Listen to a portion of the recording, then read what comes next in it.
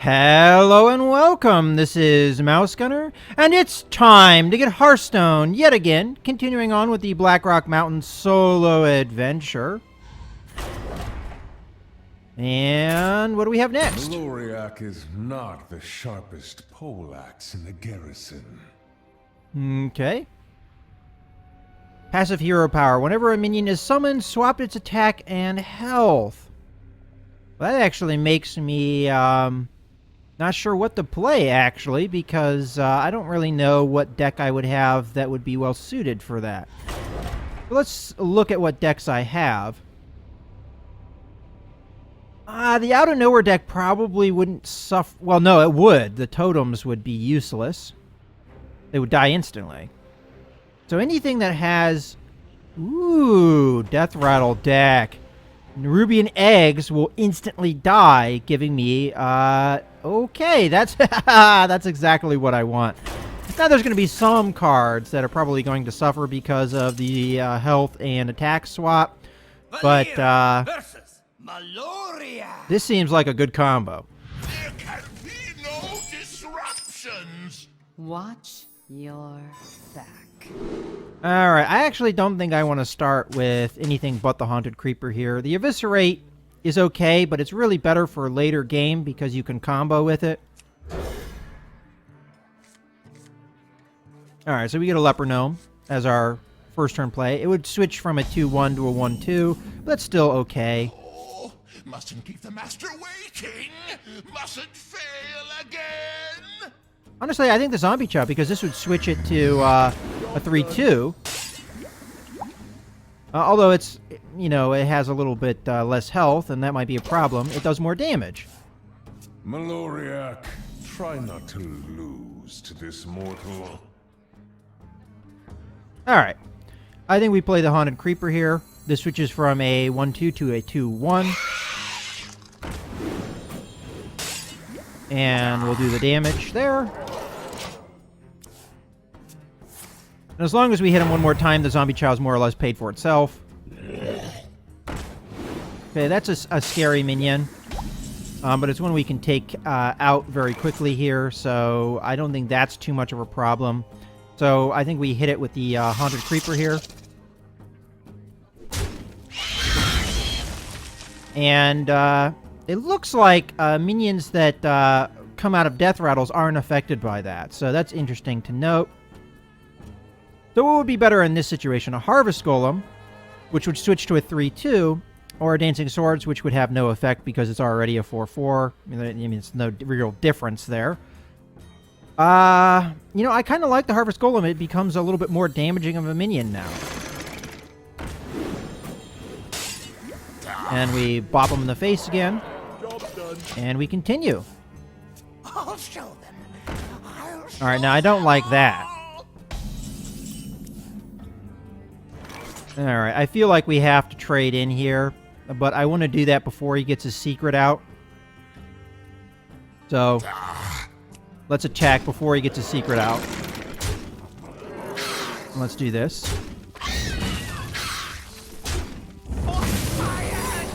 Alright, so we don't know what the secret's going to be. But just to test the waters, I'm going to play my Leper Gnome. So it's not something that affects the minions being played. Just for safety's sake, I'm going to hold back. I'm going to attack. Now, if it's like an explosive trap, it would technically kill all of these minions, which is not great, but... Why do you love my new recipe? Alright. Well, we can get some value out of the minions. If this is an explosive trap, we can still get value by clearing his board. So, we kill this.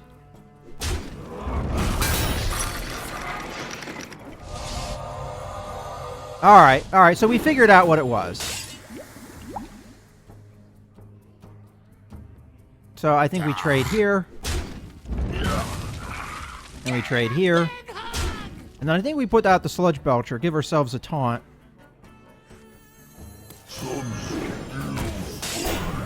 And I probably should be saving my knife, but I don't really have many things that work with a weapon, so it doesn't really matter in my opinion. My failings will be your downfall. Okay. Why do you call? Why do you call? So you're gonna get through the sludge belt. Alright, well in that case it did switch it. Oh, okay, the spectral... Okay, it didn't work there because... Alright, so we need to trade here. Let's trade the stuff that is...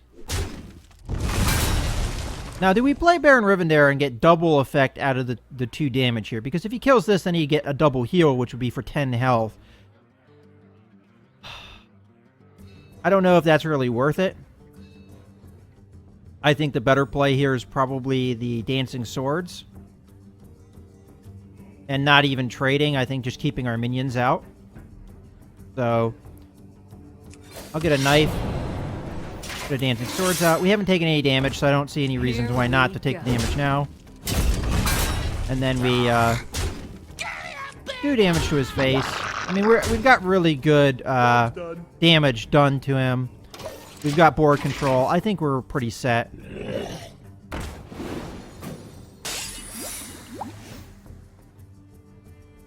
Alright, another secret coming out. If it's another one of those secrets where it,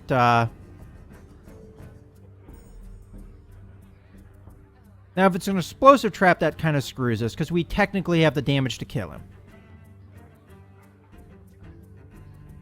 I feel like we gotta sap this, because if it is an explosive trap, and it kills everything on the board, this thing would get buffed crazily. So, I think we gotta sap it. Just to be sure. And then, let's start with an attack here. Alright, so it's not an explosive trap. So we won then.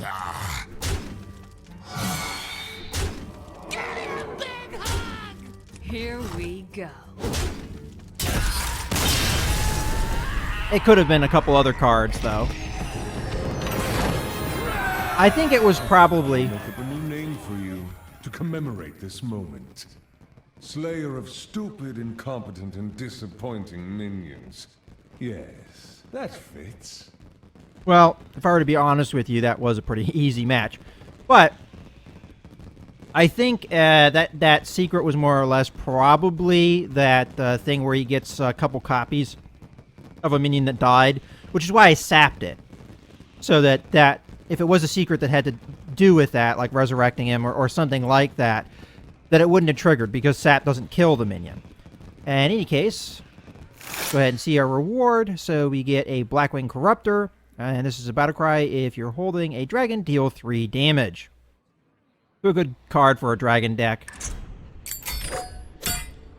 Alright, I hope you guys have enjoyed this video. This is Mouse Gunner, signing out.